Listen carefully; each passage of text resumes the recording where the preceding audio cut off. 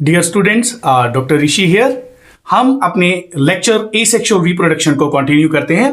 आज का हमारा टॉपिक जो है that is the vegetative propagation. अब वेजिटेटिव प्रोपेगेशन क्या होता है? सिंपली बेटा, it is method of multiplication in plants by using, अब यूज क्या करना है?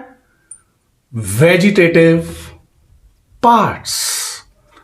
भाई वेजिटेटिव पार्ट्स को यूज करके जो मल्टीप्लिकेशन करते हैं प्लांट्स, उसे वेजिटेटिव प्रोपेगेशन कहा जाता है। अब जो पार्ट्स वेजिटेटिव प्रोपेगेशन या वेजिटेटिव रिप्रोडक्शन के लिए यूज होते हैं उनको वेजिटेटिव प्रोपेग्यूल्स कहा जाता है। यानी कि vegetative structures used for multiplication are called vegetative propagules. So vegetative propagules वो स्ट्रक्चर हैं जिनको यूज किया जाए मल्टीप्लिकेशन के लिए। एक बात यहां पे बेटा समझना जरूरी है कि भाई वेजिटेटिव पार्ट्स होते क्या हैं। अगर प्लांट पार्ट्स की बात की जाए बेटा, यानी कि if I talk about plant parts, तो प्लांट पार्ट्स को हम दो हिस्सों में कन्वर्ट करते हैं, एक वेजिटेटिव पार्ट्स और दूसरे रिप्रोडक्टिव पार्ट्स। वेजिटेटिव पार्ट्स जब सीड जर्मिनेट करता है, यानी कि जब बीज जर्मिनेट करता है, तो वहां से लेके फूल आने तक का जो पीरियड है वो पीरियड वेजिटेटिव फेज कहलाता है। और उस दौरान जिनकी ग्रोथ होती है उन्हें हम वेजिटेटिव पार्ट्स कहते हैं। और वो मेन पार्ट्स हैं स्टेम, रूट एंड लीव्स। ये वेजिटेटिव पार्ट्स हैं। लेकिन उसके बाद फ्लावर्स आ जाते हैं। फ्लावर्स सेक्सुअल रिप्रोडक्शन में रोल प्ले करते हैं। तो हम फ्लावर्स एंड फ्रूट्स, जो बाद की फ्लावर्स जो है बाद में फ्रूट्स बनाते हैं, इन दोनों को हम रिप्रोडक्टिव स्ट्रक्चर जो है वो कंसिडर करते हैं। अगर हम रिप्रोडक्शन में स्टेम, रूट, लीव्स या फिर इनकी मॉडिफिकेशंस बहुत हैं, राइट। जैसे कि हम बात करें बहुत सारी modification, stolons, offset, rhizome, tubers etcetera, मैं यहां पे सभी मेंशन नहीं करूंगा। आप साइड पे एक टेबल देख पाओगे, उस टेबल में कौन कौन से स्ट्रक्चर्स जो है नेचुरली, याद रखना, नेचुरली रिप्रोडक्शन कर रहे हैं, वेजिटेटिव मल्टीप्लिकेशन कर रहे हैं। जैसे कि आप एग्जांपल देख सकते हो, लीव्स में ब्रायोफाइलम की एग्जांपल जो है वो मेंशन की हुई है। रूट्स जो है उसमें आप गुआवा की एग्जांपल देख सकते हो, राइट। इसके अलावा स्टेम की मॉडिफिकेशन, राइजोम है, ऑफसेट है, स्टोलन है, अलग अलग स्ट्रक्चर्स हैं जो बेसिकली बनाते हैं। इसके अलावा बेटा बर्ड्स भी इनमें इन्वॉल्व रहती हैं। बर्ड्स की अगर बात करें तो बर्ड्स में हम बुलबिल्स की बात करते हैं, टूरियंस की बात करते हैं, right. These are the aquatic birds. ये फ्लैशी बर्ड्स हैं जो बेसिकली एक्सिल ऑफ लीव्स में पाई जाती हैं, बुलबिल्स, राइट। टूरियंस आपको जो है यूट्रिकलेरिया में, पोटामोगेटन जो कि एक्वेटिक प्लांट्स है, पानी में पाए जाने प्लांट्स हैं, उनमें ये बर्ड्स देखने को आपको मिलेंगी। ये तो हो गए नेचुरल मेथड्स, यानी कि अगर इनको नेचुरली, मैं यहां पे लिख भी देता हूं, natural methods of vegetative propagation, ये यहां पे मेंशन किए हुए हैं, या फिर मैं कहूं ये सारी एग्जांपल्स जो हैं वो नेचुरल मेथड्स की आ जाती हैं। इसके अलावा हम लोग जिक्र करते हैं बेटा आर्टिफिशियल मेथड्स का। मैं यहां पे लिखने जा रहा हूं आर्टिफिशियल मेथड, और बेटा इसी के लिए टर्म हॉर्टिकल्चरिस्ट मेथड भी बोल देते हैं, horticulturist method of vegetative propagation. ये हॉर्टिकल्चरिस्ट मेथड है, इसमें ह्यूमन एफर्ट्स जो हैं वो इन्वॉल्व है, जिसे हम आर्टिफिशियल कह रहे हैं। पहला नेचुरल, जिसमें नेचुरली स्टेम, रूट, लीव्स आती हैं। आर्टिफिशियल में ह्यूमन बीइंग्स करता है। इसके बेटा डिफरेंट प्रोसीजर्स हैं। हम बेसिकली यहां पे 4 की बात करने जा रहे हैं। हम बात करेंगे बेटा कटिंग की, हम बात करेंगे यहां पे लेयरिंग की, ग्राफ्टिंग की, और फिर लास्ट में बेटा टिश्यू कल्चर, जिसे माइक्रो प्रोपेगेशन भी कहा जाता है। इनका जिक्र हम लोग करने जा रहे हैं। सबसे पहले कटिंग की बात की जाती है। बहुत सिंपल बेटा, बहुत सी एग्जांपल्स आपको मिल जाएंगी कटिंग के अंदर, राइट। जैसे आप रोज की एग्जांपल ले सकते हो, इसके अलावा आप ग्रेप्स की एग्जांपल ले सकते हो, इसके अलावा आप शुगर केन की एग्जांपल जो है वो ले सकते हो। ये वो एग्जांपल्स हैं बेटा जिनमें बेसिकली हम लोग स्टेम, लीफ या रूट की कटिंग यूज करते हैं। उनको कट करके हम ग्रो करते हैं और वो एक कंप्लीट प्लांट में जो है वो ग्रो कर जाता है, राइट। आप पोटैटो को देख सकते हो बेटा। पोटैटो को अगर आप देखोगे, पोटैटो का स्ट्रक्चर, तो उसमें आईज रहती हैं। These are the eyes of potato.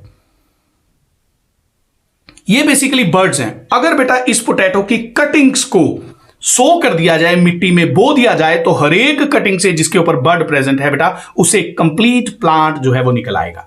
This is called cutting. Cutting के लिए आप स्टेम, रूट, लीव्स या उनकी मॉडिफिकेशंस को यूज कर सकते हैं। उसके बाद बात आ जाती है लेयरिंग की। अब लेयरिंग में क्या होगा, हम लोग प्लांट की ब्रांच, शाखा को यूज करेंगे मल्टीप्लिकेशन के लिए। लेकिन याद रखना, हमने उस शाखा पे पहले रूट्स डेवलप करनी है, जड़ें उगानी है, फिर उसके बाद उसे पेरेंट प्लांट से डिटैच करके एक इंडिपेंडेंट प्लांट बनाना है। डिपेंडिंग अपॉन कि भाई वो प्लांट कैसा है, क्या वो हर्बेशियस प्लांट है, यानी कि उसका तना जो है वो बहुत नाजुक सा है, जमीन के नजदीक है, तो लेयरिंग डिफरेंट होगी। अगर वो एक वुडी प्लांट है, लकड़ी वाला प्लांट है, चाहे वो श्रब हो या ट्री हो, वो है, तो उसमें लेयरिंग डिफरेंट होगी। अकॉर्डिंगली हम लेयरिंग दो हिस्सों में पढ़ते हैं, एक माउंड लेयरिंग और दूसरी जो है एयर लेयरिंग। माउंड लेयरिंग की बहुत अच्छी एग्जांपल है स्ट्रॉबेरी। आप यहां पे देख पाओगे, दिस इज द ग्राउंड। ये स्ट्रॉबेरी का प्लांट है। एक स्टेम, ब्रांच जो जमीन के नजदीक है, उस पे लीव्स भी लगे हुए हैं।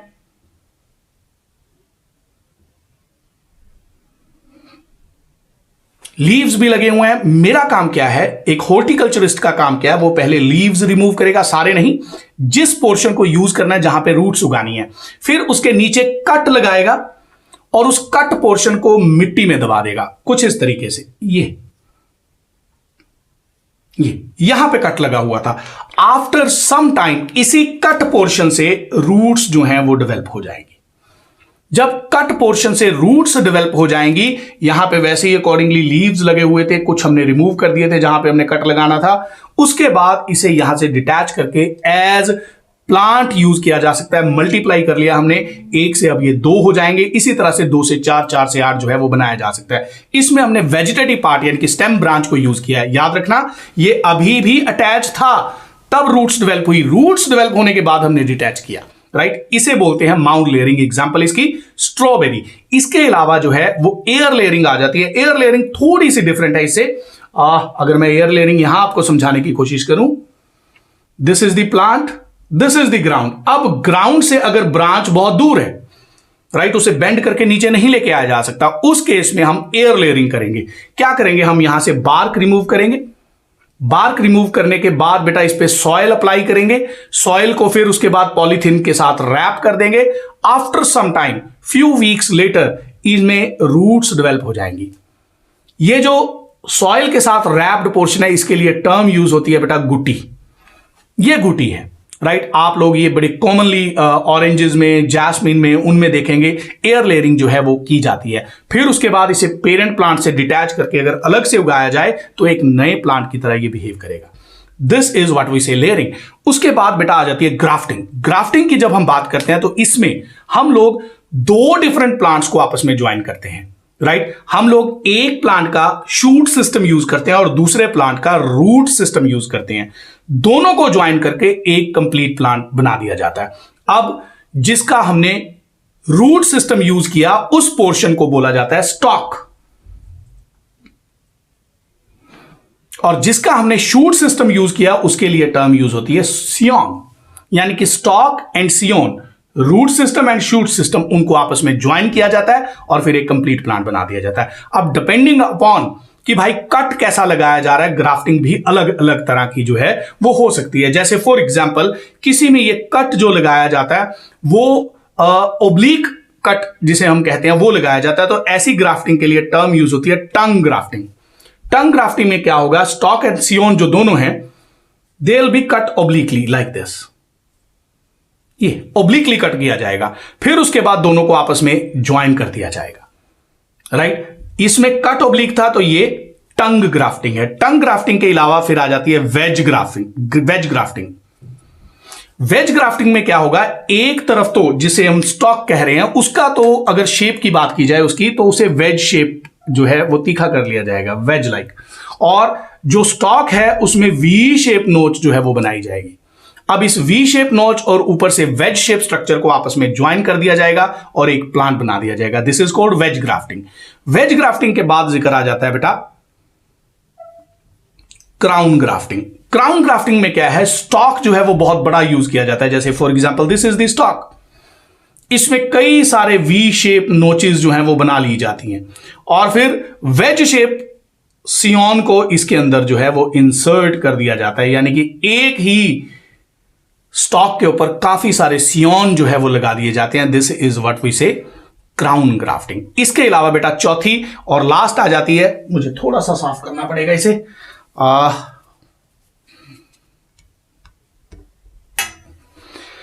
क्राउन के बाद जो आ जाती है बेटा दैट इज व्हाट वी से इट इज कॉल्ड साइड और लेटरल ग्राफ्टिंग। इसमें मेन स्टेम जो है उस पे वी शेप कट साइड पे लगाया जाता है, लेटरल साइड पे, और फिर यहां पे वेज शेप कट लगा के सियोन को इंट्रोड्यूस कर दिया जाता है। दिस इज कॉल्ड साइड और लेटरल ग्राफ्टिंग। ये सारे मेथड्स हैं बेटा वेजिटेटिव प्रोपेगेशन के लिए। एक स्पेशल टेक्निक जो हम आजकल यूज करते हैं जिसे माइक्रो प्रोपेगेशन कहा जाता है, उसका जिक्र करने जा रहे हैं, लेकिन उससे पहले मुझे बोर्ड जो है वो रब करना पड़ेगा। बोर्ड साफ करता हूं, फिर उसके बाद मिलते हैं माइक्रो प्रोपेगेशन के साथ। माइक्रो प्रोपेगेशन की अगर बात की जाए, इस टॉपिक को यहां पे हम बहुत ज्यादा डिटेल में नहीं करेंगे, इसे हमने डिटेल में करना है आपके थर्ड यूनिट में, राइट। यहां पे मैं आपको सिर्फ एज वेजिटेटिव प्रोपेगेशन के लिए कैसे माइक्रो प्रोपेगेशन को यूज किया जाता है, इसमें बेसिकली होगा क्या, हम लोग सोमैटिक सेल्स यानी कि cells from vegetative parts, stem से, रूट से, लीव से या किसी और स्ट्रक्चर से, not reproductive cells, somatic cells को हम यूज करेंगे और उन्हें कल्चर मीडियम में ग्रो करवाया जाएगा। कल्चर मीडियम वो जिसमें पर्याप्त मात्रा में बेटा खाना अवेलेबल रहता है, हॉर्मोन्स अवेलेबल रहते हैं, उनमें इनको डाला जाएगा। अब जब इनको कल्चर मीडियम में डाला जाता है, फाइटो हॉर्मोन्स कंटेन कर रहा है, खाना कंटेन कर रहा है, तो ये सेल्स जो है वो मल्टीप्लाई करते हैं कुछ इस तरह से। They form undifferentiated group of cell. याद रखना, ये अनडिफरेंशिएटेड ग्रुप ऑफ सेल जो है इसके लिए टर्म यूज की जाती है कैलस। ऐसे कई ग्रुप बन जाएंगे। देन उसके बाद कैलस को दूसरे न्यूट्रिएंट मीडियम में ट्रांसफर किया जाता है जो भी इसकी रिक्वायरमेंट्स है उसके मुताबिक। It will form an embryo like structure. ये एक एम्ब्रियो लाइक स्ट्रक्चर बना देगा जिसे हम कहते हैं एम्ब्रियोइड। और जब इस एम्ब्रियोइड को सेमी सॉलिड मीडियम में ट्रांसफर किया जाता है तो इट फॉर्म्स प्लांटलेट। एक छोटी सी प्लांटलेट जो है वो बना देता है।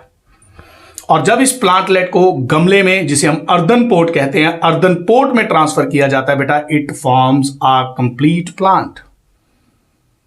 एक कंप्लीट प्लांट जो है वो बना देता है।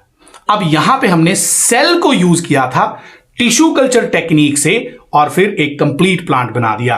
पहले कैलस बना, कैलस के बाद एम्ब्रियोइड, एम्ब्रियोइड के बाद हमने जिक्र किया प्लांटलेट का और फिर उसके बाद कंप्लीट प्लांट का। यह है बेटा माइक्रो प्रोपेगेशन। जैसे कि हमने बात की पहले नेचुरल मेथड्स की, ये जो नेचुरल मेथड्स यहां पे मेंशन है, फिर उसके बाद आर्टिफिशियल मेथड। कई ऐसे प्लांट है बेटा जिनकी मल्टीप्लिकेशन कैपेबिलिटी बहुत ज्यादा होती है, यानी कि वो मल्टीप्लाई करते हैं बहुत फास्ट। बहुत अच्छी एग्जांपल आपकी एक टेक्स्ट बुक में मेंशन है, राइट, जिसे आप इकोनिया कहते हो। फॉर एग्जांपल, ये नेचुरल मेथड की मैं बात कर रहा हूं। टेरर ऑफ बंगाल भी कहा जाता है एग्जांपल। फॉर एग्जांपल,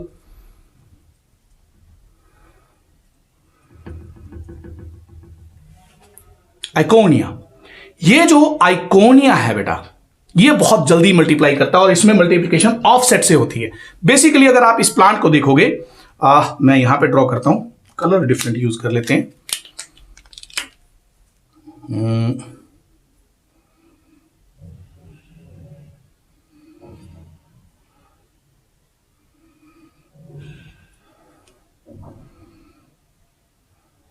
ये आइकोनिया है। बेसिकली एक्वेटिक प्लांट है, फ्लोट करता है, नीचे रूट सिस्टम रहता है। इसके बेस पे जो बड रहेगी उससे एक ब्रांच निकलेगी, उस ब्रांच पे एक टर्मिनल बड आएगी, that bird will develop into a complete plant. Again एक कंप्लीट प्लांट जो है वो यहां पे बना दिया जाएगा।